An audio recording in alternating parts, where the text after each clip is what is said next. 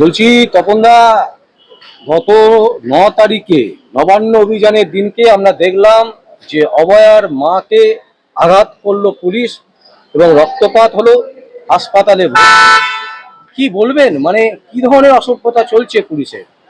দেখুন, একটা কথা আপনাদেরকে পরিষ্কার করে বলি, পশ্চিমবাংলার পুলিশ যা করছেন, এবং কিছু কিছু কোর্ট আমি মেইনস করতে বাধ্য হচ্ছি। কারণ কি, দেখুন, এটা সারা ভারতবর্ষের মানুষ, সারা পৃথিবীর মানুষ দেখতে পাচ্ছেন এই অভয়ার ব্যাপারটা নিয়ে। আছে একটা মেয়ে, সেই মেয়েটি কত ছোট থেকে মানুষ করে যে বাবা মা লালন পালন করেছে, তাকে ডাক্তারি পাশ করে সে ডক্টর হয়েছেন, একজন যোগ্যবান ডাক্তার হয়েছেন, এত মেধাবী মেয়ে ছিলেন। আমরা যা দেখতে পাচ্ছি, অ্যাকচুয়ালি ঘটনা হচ্ছে যে এই মহিলা এত কিছু জানতেন, মানে অর্থাৎ এই ডাক্তার অভয়ার কথা বলছি, ম্যাডাম অভয়ার কথা বলছি, কিন্তু তার মুখকে বন্ধ করার জন্য আগের থেকেই এটা উনি প্রতিবাদ করেছেন। যেমন এই হসপিটাল থেকে মেডিসিন চুরি হয়ে যেতেন, দামি দামি ওষুধ পাচার হয়ে যেতেন, কারা কারা এর মধ্যে যুক্ত ছিলেন আপনারা সবাই জানেন, ভারতবর্ষের মানুষ। এই যে যারা আজকে মানে যে ঘোষ, আমি তার নামটা আমি বলছি না, আপনারা জানবেন, তাকে অ্যারেস্ট করেছিলেন, আরো কয়জনকে অ্যারেস্ট করেছিলেন, এই টালা থানার ওসিকে অ্যারেস্ট করেছিলেন, তাকে কেন ছাড়া হলো? আর এই ঘোষকে ছাড়া হলো, ও হলো মেন পান্ডা। আজকে অভয়ার যে মার্ডারটা হয়েছেন, আজকে আমি বলবো এটাকে প্রি প্ল্যান করে মার্ডারটা করেছেন। আজকে যে যাকে নিয়ে এত কথা হচ্ছেন, এই যে তাকে নিয়ে বলছে, তার মা, অভয়ার মা এবং বাবা এবং পশ্চিমবাংলার বাসী, তারা প্রত্যেকেই বলছেন যে ওর একা কাজ নয়, এর মধ্যে আরো আছেন, অনেক বড় বড় মাথা আছেন, তাদেরকে ধরতে হবে। কিন্তু তার বিচার আজও পর্যন্ত মানুষ পায়নি। মানুষ কি করে কোর্টের উপর আস্থা রাখবেন? এত বড় একটা ঘটনা, এত বড় জিনিস, এত বড় একটা মানে ফ্যাক্ট, এত বড় একটা ঘটনার মধ্যে ভারতবর্ষের মানুষ অবাক হয়ে যাচ্ছেন। কোর্ট কি করছেন? আমারও বক্তব্য একজন, দেখুন, আমি একজন আইনজীবী, আমার আইনকে নিয়ে আমার কথা বলতে হবে। আমি দল পল কিছু জানি না, কোনো জাত পাত মানি না।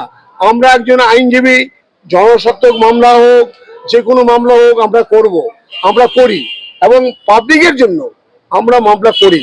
তার সত্য থেকে উদ্ঘাটন করার জন্য, সত্যতাকে সামনে আনার জন্য সেটা আমরা মামলা করি।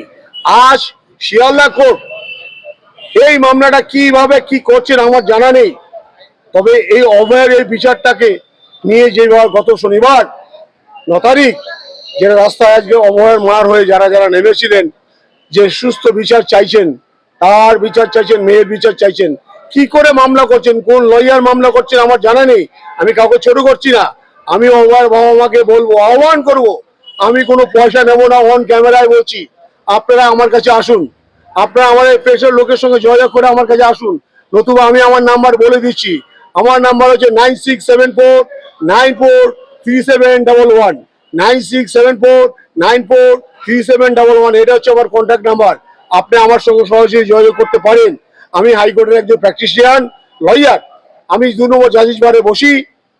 ঠিক আছে, আপনার যদি কোনো সমস্যা হয় আইনগতভাবে, আপনি আমার কাছে আসতে পারেন, আমার চেম্বারও আসতে পারেন, আমার এই নাম্বারে আপনারা ফোন করবেন।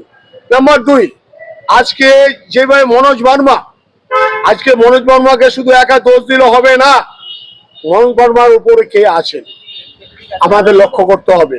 আমাদের সিএম হচ্ছে পুলিশ মন্ত্রী, ওনার নির্দেশে এই মনোজ বর্মা করছেন, কিন্তু মনোজ বর্মা নিজে নিজে কিছু ব্যাপার আছেন। আমার একটা ম্যাটারে ব্যারাকপুর যখন পুলিশ কমিশনার ছিলেন, তখন আমি মনোজ বর্মাকে বলছি, আপনি ঠিকঠাক করে কাজ করবেন, হলো আপনার এই চেয়ার আমি সরিয়ে দেবো। আমি মনোজ বর্মাকে বলেছিলাম, আমি মিস্টার তপন রায় বলেছিলাম, সেটা মনোজ বর্মা নিজেও জানেন। আজকে উনি কলকাতার মানে মানে পুলিশ কমিশনার হয়েছেন। আজকেও সেই যা ঘটনা করেছেন 9 তারিখে, এই ধরনের ঘটনা মানে আমরা চাইনি, আমরা দেখতে চাইনি। সারা ভারতবর্ষের মানুষ চাইছেন এই বিচার। তার মাকে যেভাবে অ্যাসাল্টেড করেছেন, যেভাবে অপদস্থ করেছেন, পুলিশ যেভাবে মারধর করেছেন, এর বিচার হওয়া উচিত। এই মনোজ বর্মাকে আমার কলিগ বলছিলেন তাকে অ্যারেস্ট করে জেলে ঢুকানো উচিত। আমি বলবো, আগে অ্যাডভান্স বলবো, ওর এগেইনস্টে মানে ওকে জেলে, ওকে এখনই ঢুকান।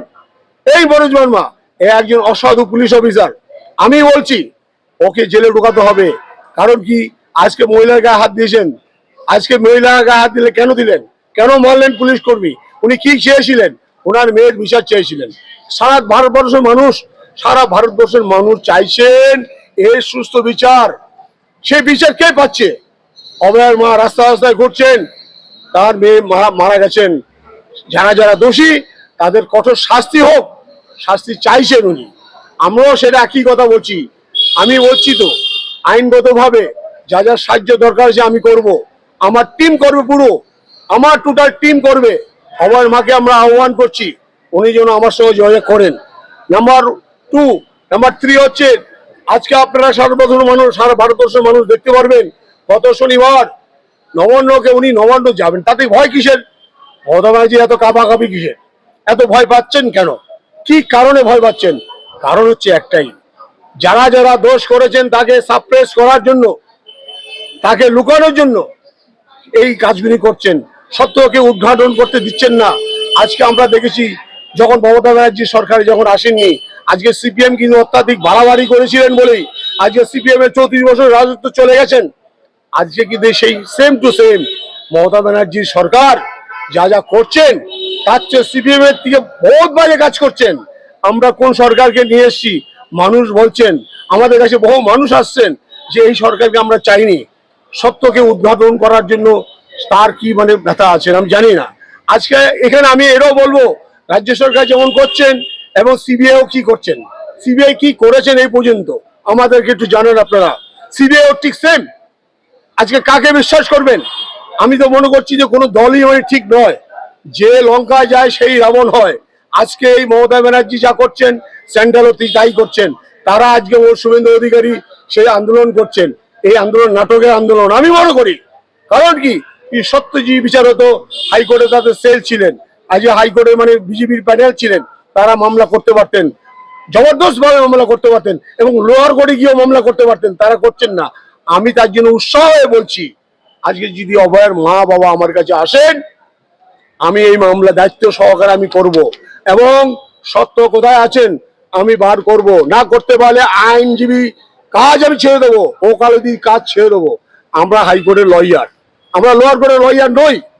লোয়ার কোর্টে যাই মামলা করতে, কিন্তু যা হয় লোয়ার কোর্টে ওখানে ক্লিকবাজি হয়, এখানে পলিটিক্স চলেন, কিন্তু এটা তো ঠিক নয়।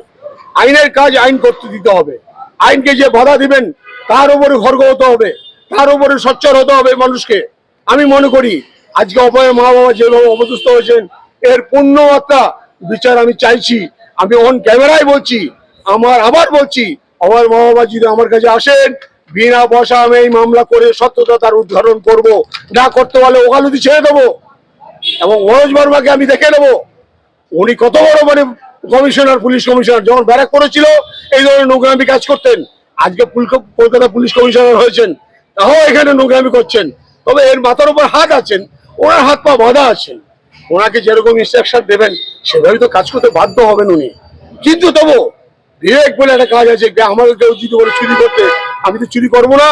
আমাকে যদি বলে তুমি এটা করো, আমি করবো না। কারণ বিবেক বলে একটা কাজ করে মানুষকে, সেই বিবেককে মানে সবসময় যন্ত্রণা দেয়।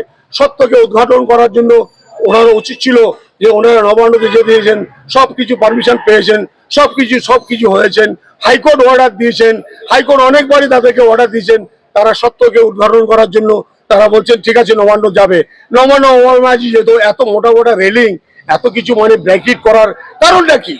কারণ হচ্ছে একটাই, ওখানে যদি নবান্নতে গিয়ে যদি আজকে অভয় বাবা মা গিয়ে ধর্ণা দেন এবং ওনার অ্যাসোসিয়েট যারা পশ্চিমবাংলার মানুষ দলমত নির্বিশেষে যারা আজকে শনিবার দিন রাস্তায় নেমেছিলেন, তারা সত্যকে উদ্ঘাটন করেছে। দেখুন আজকে একটা ছোট্ট ঘটনা, এরকম একটা ঘটনা, একটা মেয়ে মার্ডার হয়েছেন, মেরে ফেলেছেন, প্ল্যান করে সমস্ত সবকিছু ধরা পড়েছেন, সিবিআইও কোনো বিচার করতে পারছেন না এবং এই রাজ্য সরকারও সেরকম বিচার করতে পারছেন না। রাজ্য সরকার একটা ইগোর কাজ করছেন। ওনারা কেন এই রাজ্য সরকার থেকে চলে গিয়ে সিবিআই এর কাছে গেছেন? সে একটা ইগোর কাজ করছেন, এটা কিন্তু ঘটনা। নাহলে রাজ্য সরকারও কিন্তু কাজ করতে পারতেন। মমতা ব্যানার্জি আমি কয়েকটা স্টেটমেন্টে দেখেছিলাম, উনি বলেছিল যে আমরা তাদের সত্য বিচার আমরা করে দেবো, না করতে পারলে তখন আমার নাম ফিরিয়ে দিবেন। কিন্তু এটা একটা ইগোর কাজ করছেন আমি জানি। কিন্তু সেন্ট্রাল গভর্নমেন্ট কি করেছে তাদের জন্য? কি করেছেন? এই হওয়ার বাবা মা তারা রাষ্ট্রপতির কাছে গেছেন, সে কি করলেন? আজকে অমিত শাহ এত বড় বড় কথা বলছেন, মোদিও অনেক বড় বড় কথা বলছেন, তার জন্য কি করেছেন? সে তো একটা প্রধানমন্ত্রী দেশের, সে কি মেয়ের জন্য মানে কি ইন পার্সন তারা কিছু বলতে পারছে না? কিসের ভয়? তাহলে মানুষ যদি মানে একটা মেয়ে মার্ডার হয়েছে, জলজন্ত একটা মেয়ে প্ল্যান করে মেরেছেন, তার বিচারে 4 জন রাস্তায় রাস্তায় ঘুরে বেড়াচ্ছেন বাবা মা, তারা কতটা দুঃখী, তারা কত কষ্টে আছে বুঝুন। আমি সারা ভারতবর্ষের মানুষকে বলছি, আপনারা মানে সোচ্চার হন, একসঙ্গে একজোট হন। আইন কিন্তু এইভাবে সোজাভাবে চলতে পারে না। আইনকে বুড়ো আঙুল দেখিয়ে কেউ যদি মনে করে তাহলে ভুল করছেন। কোর্ট কিন্তু বড় ডিফিকাল্ট, বিশাল বড় ডিফিকাল্ট। কোর্ট কিন্তু ছেড়ে কাউকে কথা বলবেন না, আর সত্যকে উদ্ঘাটন হবেই হবে। আপনারা এটা জেনে রাখুন।